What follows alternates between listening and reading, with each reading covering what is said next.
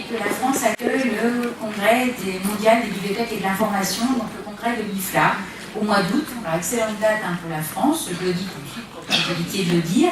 Donc c'est du 16 au 22 août, donc ça vous dit tout de suite que c'est très bien placé pour nous. Mais je dirais aussi que le congrès, il vient à peu près tous les 25 ans en France, donc même si c'est au mois d'août, ça vaut le coup d'essayer de ne pas le louper. Alors ce PowerPoint va être mis à disposition sur le site de LR2L, donc je vais aller très vite parce que je n'ai pas le temps de tout vous commenter. Et donc il est aussi sur le site du CFIBD. Voilà, donc l'IFLA, c'est la Fédération internationale des associations de bibliothèques et des institutions de bibliothèques. Donc un organisme qui est vraiment la voix des bibliothèques au niveau international. Donc 1500 membres dans 150 pays.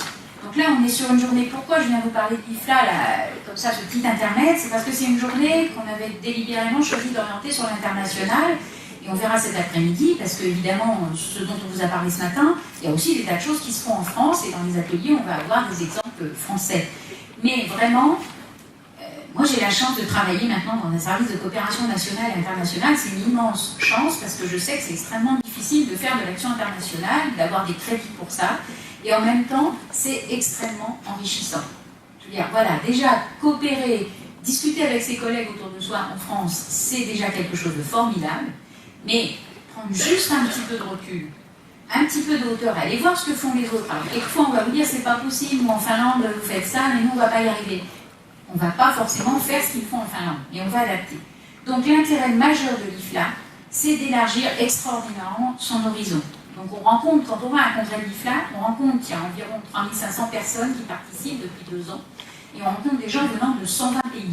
On est dans le multiculturalisme, y compris pour nous en tant que professionnels. Alors l'IFLA, ça réunit tous les types de bibliothèques, ça s'intéresse à tous les aspects de la bibliothéconomie, et ça mène de très nombreux travaux de recherche. Donc on trouve, c'est une auberge espagnole où on trouve plein de choses.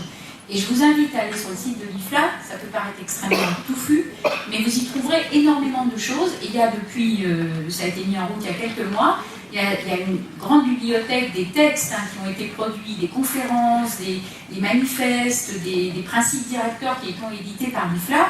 Et vous allez en trouver, si vous vous intéressez au public empêché, si vous vous intéressez au public multiculturel, aux enfants, vous allez trouver des textes fondateurs, des grands principes qui vont même pouvoir vous aider parfois à défendre aussi votre bibliothèque en tant que bibliothécaire auprès de vos tutelles et de vos élus. Parce que vous allez insérer votre réflexion dans quelque chose qui est non seulement français, mais qui est même international.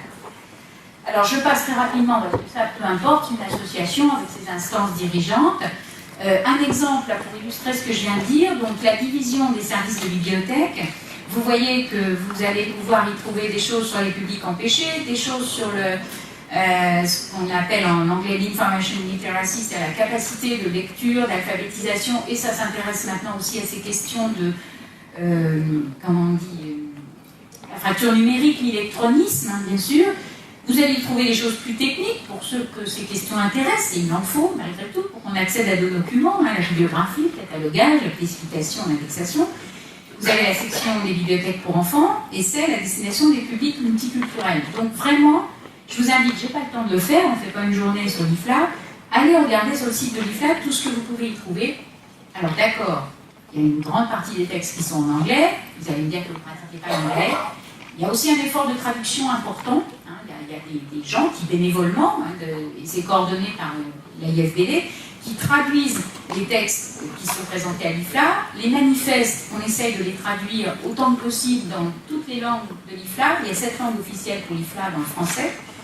On est en train de traduire, je dis on parce que c'est des Français qui participent, on est en train de traduire le site en français. Alors tout n'est pas traduit, mais vraiment faites l'effort d'aller voir.